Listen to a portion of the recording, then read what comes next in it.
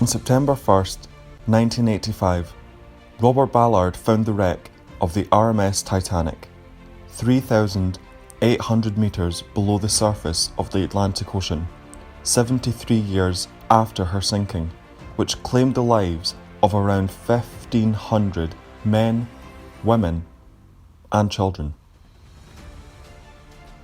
Not only was this an incredible moment in terms of finally finding the infamous ship, but it also answered one of the most pressing and controversial questions of Titanic's sinking.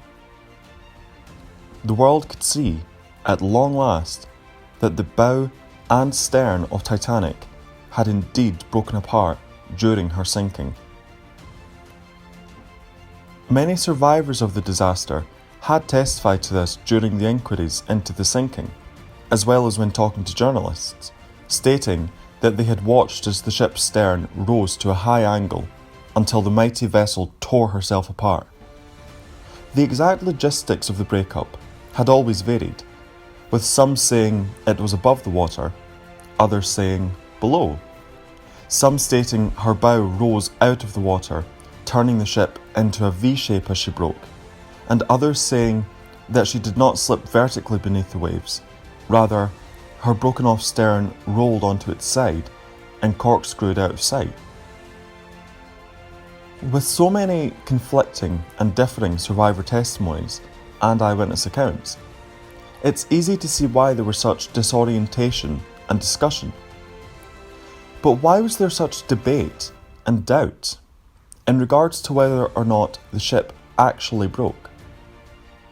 Based on what survivors were saying in 1912, and in the years following the tragedy, it seemed highly likely to be the case that Titanic had broken apart during her final plunge. Even those who didn't see it break because it was too dark, or they weren't looking since they were busy rowing in the other direction, for example, said they heard almighty explosions, tearing of metal and splitting of wood.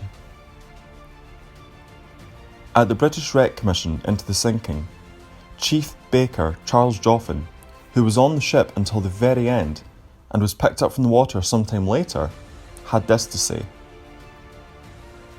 "I went to the deck pantry, and while I was in there, I thought I would take a drink of water. And while I was getting the drink of water, I heard a kind of a crash, as if something had buckled, as if part of the ship had buckled, and then I heard a rush overhead. You say that you heard the sound of buckling or crackling. Was it loud? Could anybody in the ship hear it? You could have heard it, but you did not really know what it was. It was not an explosion or anything like that. It was like as if the iron was parting, like the breaking of metal. Yes." This quote from the Commission is particularly interesting, since almost everyone who was on the ship until the end died, and therefore a testimony from someone on the ship when it broke and finally went under is extremely rare. Because of this, we mostly have to rely on those who were struggling in the water, or those who were sitting in a lifeboat, some of which were at least half a mile away from the ship at the time that she broke. However, Joffin, despite being fairly intoxicated at the time, can in vivid detail tell us what he experienced in the ship's final moments before her lights went out, whilst doing something as ordinary as getting a drink of water from the pantry. His testimony implies that the breakup perhaps began earlier than it appeared to those onlookers in the surrounding ocean and lifeboats. To a man that was on the ship before the lights went out, he heard what he described as iron parting, and that is extremely significant. It shows us that the breakup perhaps wasn't this surprise, spontaneous event that came out of nowhere. Rather, it was gradual and audible, and was something which culminated in a violent and destructive final act. Experts explained this away as the boilers breaking loose from their beds and sliding down the length of the ship, or by saying that every unfixed object, furniture, beds, tables, pianos, chairs, went tumbling and crashing down the slanted floors, smashing through walls and doors as they went. Whilst this definitely would have been a factor during the sinking, it didn't explain away the physical evidence floating in the ocean in the days, weeks, and months after the sinking. An occupant of lifeboat number 6, Major Arthur Peuchen, gave an account at the American inquiry into the sinking, stating that the ship had indeed been intact the last he saw it, but based upon what he heard in the darkness and what he saw upon sunrise, he had his doubts. From what you saw, do you think the boat was intact, or had it broken in two? It was intact at that time. I feel sure that an explosion had taken place in the boat, because in passing the wreck the next morning, I was standing forward, looking to see if I could see any dead bodies, or any of my friends, and to my surprise, I saw the barber's pole floating. The barber's pole was on the sea deck, my recollection is, the barber shop, and that must have been a tremendous explosion to allow this pole to have broken from its fastenings and drift with the wood.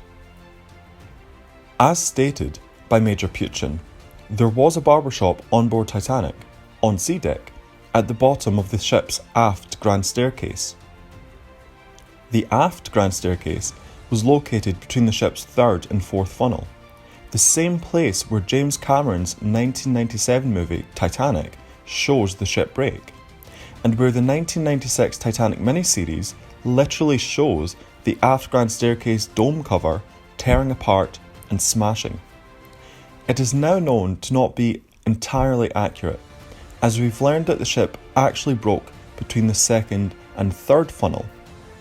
However, the aft grand staircase and barbershop are well within the most destroyed zones of the ship.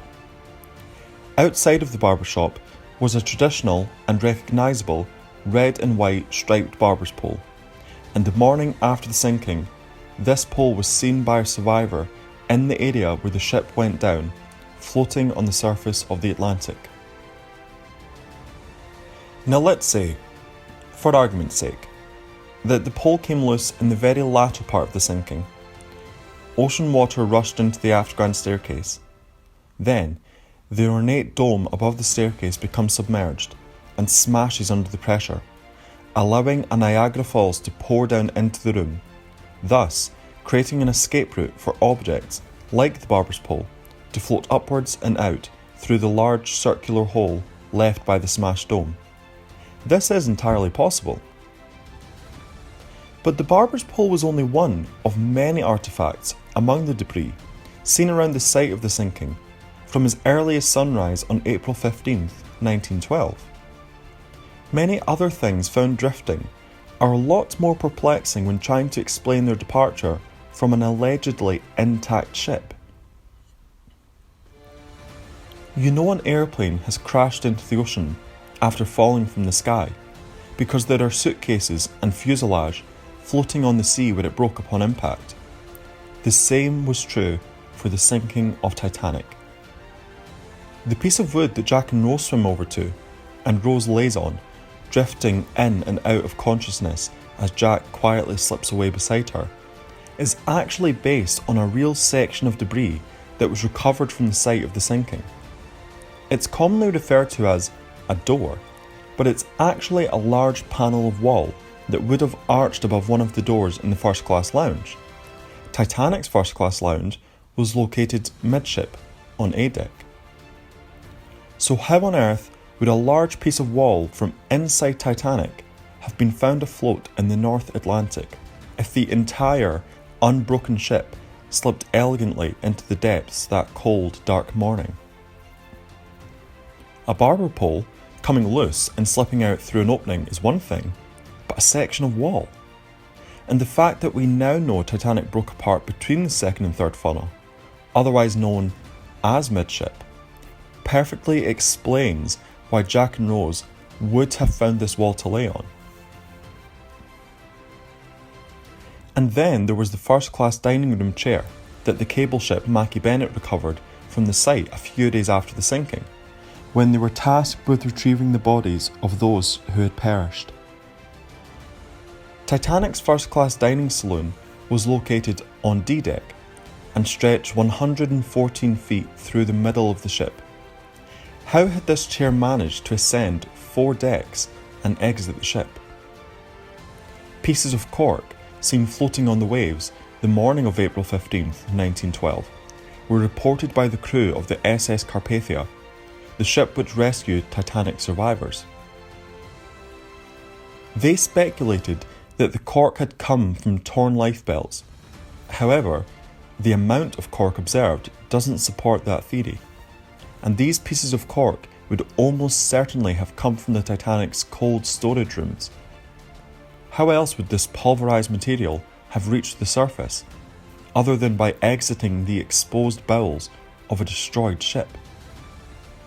Aside from the physical evidence strewn across the ocean, like blood spatter left at the scene of a violent murder, there were countless passengers and crew who swore at both the US inquiry and the British Commission that they had not only heard what they perceived to be the ship breaking, but that they had witnessed it with their own 2 eyes. Despite the dark, moonless night, the visual of her large black outline against the starry sky and the pale shine from her propellers and funnels accenting her shape was enough for some keen observers to know what they had just witnessed. First-class passenger Emily Ryerson, in lifeboat number 4, was confident in her assertion that she watched Titanic split in half, saying, "Then suddenly, the 2 forward funnels seemed to lean, and then she seemed to break in half, as if cut with a knife, and as the bow went under, the lights went out. The stern stood up for several minutes, black against the stars, and then that too plunged down, and there was no sound for what seemed like hours."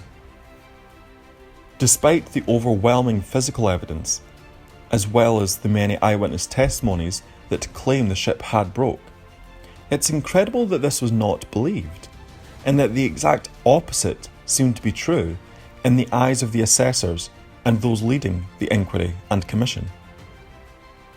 In reading the countless testimonies, most of those asked about the sinking claimed to have seen it break, or claimed to have heard what could be described as the ship breaking. So why then were they more or less disregarded? Upon reading the American inquiry and British Commission, one thing stands out quite plainly. Those who go on to speak about the sinking and the breakup of their own accord are allowed to do so, but there are very few follow-up questions. Those who claim with utmost certainty that the ship sank intact, such as Second Officer Charles Lightoller, are asked repeatedly how certain they are of that fact, driving the point home that the witness did not see the ship break. And those who are asked if they saw the ship sink and reply with one-word answers or very little detail are not pushed to provide clarity or information. The subject is swiftly changed. It appears as if the highest ranking officers to have survived either saw the ship sink intact, like that of Lightoller, or didn't see the ship sink at all, in the case of 4th Officer Joseph Boxall. 3rd Officer Herbert Pittman was confident too that they had not seen such an event as the ship breaking occur, stating it did not, and that he certainly would have seen it if it had. But the lower ranking crew aren't asked such pressing questions and are not asked to elaborate nearly as much as their senior officers. Would Titanic senior officers have had anything to gain in being selective with what they shared? Was their testimony entirely reliable? One could argue that helping your employer maintain an ounce of confidence among the public, even if it was just to defend the structural integrity of the ships they build, and help to dispel rumours of passenger vessels that break apart, would have been in their best interest if they wanted to keep their jobs and high-ranking positions. However, there is no evidence of intentional deception on their part, nor is there any proof of bribery or pressure from the White Star Line to conceal what might be perceived as the most shocking aspect of the ship sinking. When it comes to the testimony of Charles Lightoller, it is indeed a memorable and dramatic recounting of events. When the final plunge began, Lightoller dove headfirst into the ocean, knowing there was no more that could be done, as a sudden tide of water surged onto the boat deck. The canvas boat he'd been preparing was washed off of the deck in an overturned position. Before he could swim back to the collapsible boat, he was sucked towards and pinned against the metal grate of a vent as it went beneath the waterline, like a spider in a drain.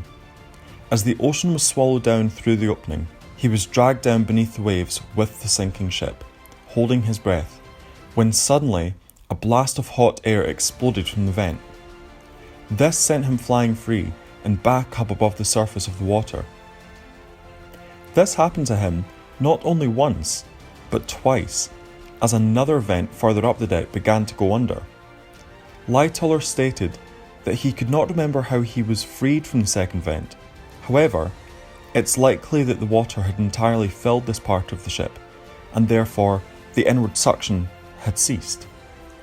When he was finally above the surface for a second time, Titanic's first funnel fell, creating a large wave which pushed the upside-down lifeboat clear of the ship. Then, in his own words, "After the funnel fell, there was some little time elapsed. I do not know exactly what came or went, but the next thing I remember, I was alongside this collapsible boat again, and there were about half a dozen standing on it. I climbed on it, and then turned my attention to the ship. The third, if not the second funnel was still visible. Certainly the third funnel was still visible. The stern was then clear of the water." "And the propellers all visible?" "Yes, clear of the water. That is my impression." "When you say the third funnel was visible, I understand you to mean part of it." "Yes, some part of the funnel. As a matter of fact, I'm rather under the impression that the whole of the third funnel was visible." "It seems to me the ship would be almost perpendicular." "She did eventually attain the absolutely perpendicular." "Did you continue watching the afterpart sufficiently to be able to tell us whether the afterpart settled on the water at all?" "It did not settle on the water." "You're confident it did not?" "Perfectly certain." "I've heard that over and over again. That you say is not true." "That is not true, my lord. I was watching her keenly the whole time." "I had a difficulty in realising how it could possibly be that the after part of the ship righted itself for a moment." This final statement from the Commissioner is crucial. The Commissioner himself, who should be impartial, not express any bias or opinion, has outwardly expressed his own personal disbelief and doubt against those who have explicitly said they watched the ship break in half, or at the very least, witnessed the stern settle back on an even keel momentarily before disappearing beneath the waves. This personal opinion from the Commissioner in itself is vital in explaining why the final verdict from the inquiry into Titanic's sinking is that she sank in one piece.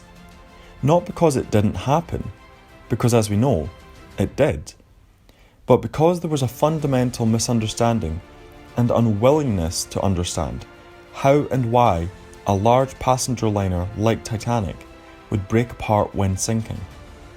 A ship as large as Titanic had never sank before. She was the largest ship ever built. The only ship close to being her length was her older sister, RMS Olympic. The laws of physics and the amount of strain on the vessel structure during the sinking had never been experienced before, and the idea of a ship not only sinking but breaking in half seemed an absurd and unbelievable notion, so much so that a commissioner would say exactly that in the middle of an inquiry. When we listen to Lightoller's testimony, it's clear to see that this is most likely what inspired depictions of Titanic sinking in cinema. Sinking intact, reaching an almost vertical angle and slipping down beneath the surface in a neat and elegant fashion. Certainly, it conjures up images of the 1958 movie A Night to Remember, based on Walter Lord's 1955 book of the same name. The film stars Kenneth More, who is the top billed star of the production on theatrical posters, as Charles Lightoller, who is very much the film's main character. 5 years earlier, a 1953 film, simply called Titanic, did perhaps imply that the ship had broken, or at the very least exploded, in her final plunge. However, it is not outrightly shown, and the ship disappears from sight in the same manner as A Night to Remember. But is Lightoller's testimony completely reliable? To his credit, Lightoller was not only fighting for survival, as the sinking ship seemed to be trying to take him down with it, but he continued to fulfill his duty as second officer, commanding the overturned lifeboat through the morning until Carpathia arrived. He taught those with him to shift their body weight with the swell of the ocean, to prevent them from being overtaken by the ocean's currents. It takes an incredible amount of courage, professionalism, and either luck or divine intervention to have not only survived, but to have gotten the passengers under your care on board the overturned collapsible to safety. However, with so much to have endured, and the focus and concentration that one would have to have, when soaking wet, to maintain your balance on the bottom of an overturned lifeboat without accidentally slipping off, it's incredible that he still found the time to concentrate his full attention on the sinking vessel behind him. As he himself said, "I was watching her keenly the whole time." And Lightoller was pulled down by not one, but two of Titanic's large vents. He spent a considerable amount of time being dragged under the dark water and fighting to free himself, not to mention the commotion of those struggling in the water all around him, the lucky ones managing to climb on top of the collapsible boat, and a near miss with a collapsing funnel. It's incredible to imagine that Lightoller had any time for anything else other than swimming and trying to stay alive. But it's not just Lightoller's testimony that could be viewed as unreliable. Any eyewitness account under such emotional, catastrophic, and traumatizing circumstances could and should absolutely be viewed with a sympathetic yet critical eye when trying to discern what really happened. When it comes to the breakup, these people were witnessing something that no one had ever witnessed before, and that they themselves could never have imagined witnessing. How do you put into words or rationalise something that seems completely unfathomable and illogical? Not to mention how completely dark it would have been after the ship's electricity went out. Some survivors described what could be viewed as the breakup, whilst not specifically stating that the ship broke. It's unclear whether this is because they didn't see it, or because they didn't quite understand what was happening amidst the chaos and darkness. One of Titanic's cooks, John Collins, who was on top of the collapsible boat with Lightoller, stated at the American Inquiry, "When you were in the water, after you came up above the surface of the water, you saw the lights on the Titanic. Just as I came up to the surface, sir, her bow was in the water. She'd not exploded then. Her bow was in the water, and I just looked around and saw the lights. Had she broken in two? Her bow was in the water and her stern was up, but you did not see any break. You did not think she had parted and broken in two. Her bow was in the water. She exploded in the water. She exploded once in the water and her stern end was up out of the water, and with the explosion out of the water it blew her stern up. You saw it while it was up? Yes, sir, saw her stern up. How long?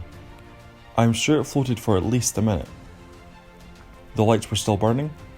No, sir, the lights was out. How could you see it? I was on the collapsible boat at the time. If it was dark, how could you see? We were not too far off. I saw the white of the funnel. Then she turned over again and down she went." Is it possible that this explosion, described by John Collins, was the ship breaking apart?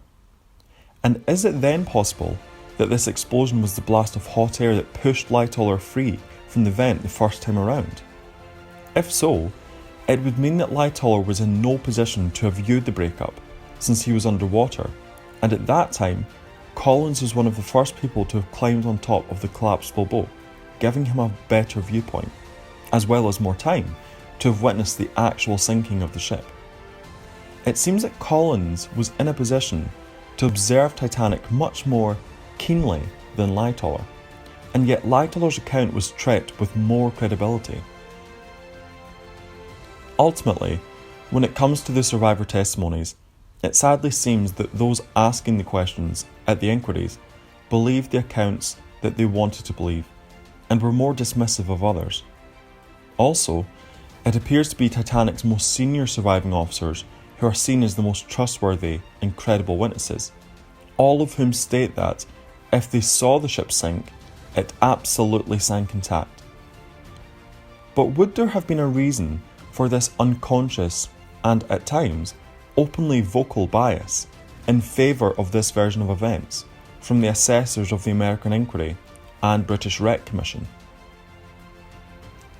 The British Wreck Commission began on the 2nd of May 1912 and was initiated on behalf of the British Board of Trade, the very same British Board of Trade who were responsible for maritime regulations and whose inspectors had deemed Titanic seaworthy before her maiden voyage. Hardly surprising then that the British Board of Trade was not condemned and was found of no wrongdoing. Their final report simply stated that the tragedy had been the result of excessive speed in icy waters, but that Captain Smith and his crew had not been at fault, since this was common practice, and in the previous decade before the sinking of Titanic, 3.5 million people had travelled by sea across the Atlantic, and there had only been 10 lives lost. In later years, Charles Lightoller himself said in his published memoirs, "A washing of dirty linen would help no one. The Board of Trade had passed that ship as in all respects fit for the sea. Now the Board of Trade was holding an inquiry into the loss of that ship, hence the whitewash brush." Clearly, the British Board of Trade had a self-serving interest throughout the proceedings. It was bad enough that they were having to investigate the sinking of one of their own ships, a ship they had deemed safe and sound, and had been christened by the media as unsinkable. It's easy to see why, then, they would be apprehensive about accepting the evidence of the ship breaking apart and admitting that Titanic had not only sank, claiming 1,500 lives, but that the ship had broke apart in the process. Such an admission would have added insult to injury, and with this insight, it's clear to see why the assessors of the British Commission seemed reluctant to discuss the many reports of Titanic breaking in half, and if anything, seemed eager to invalidate them. The American inquiry began on the 19th of April 1912, the day after Carpathia had dropped off the survivors in New York, and only 4 days after the sinking itself. The final report from the American inquiry was extremely critical of the British Board of Trade, claiming, "The lack of lifeboats was the fault of the British Board of Trade, to whose laxity of regulation and hasty inspection the world is largely indebted for this awful tragedy." And an awful tragedy it was. It's thanks to the Commission and inquiry that mistakes, oversights and complacency were seen as absolutely a factor, and regulations were subsequently changed to prevent such a thing from ever happening again.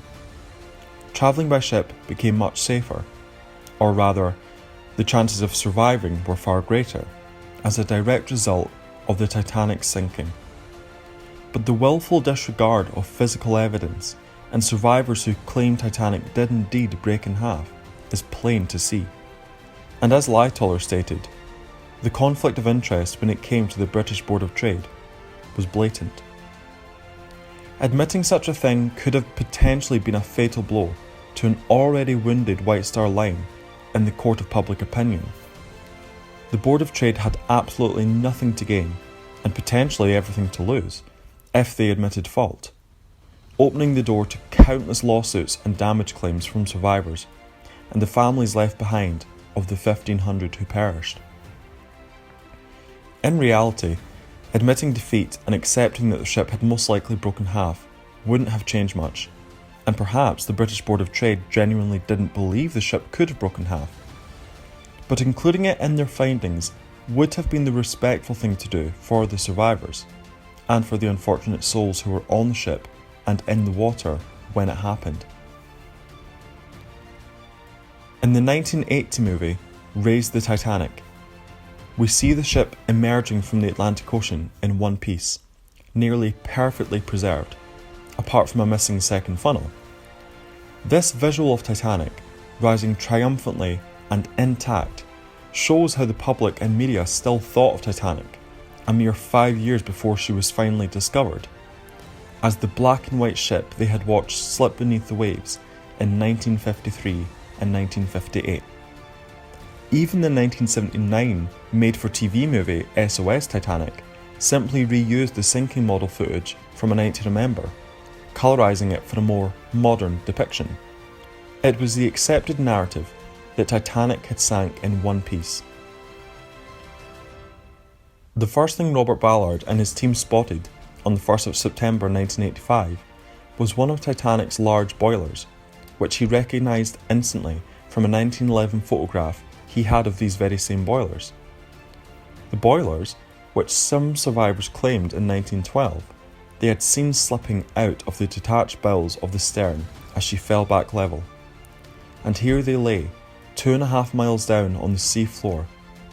At that moment, before the wreck of Titanic herself had even been spotted, it was apparent that the ship must have broken up, for such a large item to have exited her. The truth was now known, and those survivors still alive in 1985 to witness the discovery of RMS Titanic's wreck had their accounts supported by the cold, hard facts. But the most important aspect of Titanic's legacy was perhaps best represented by the many pairs of leather shoes found lying side by side all over the wreck site and surrounding debris field. The debating was over. The important thing then, and forever, is to remember all those who were lost.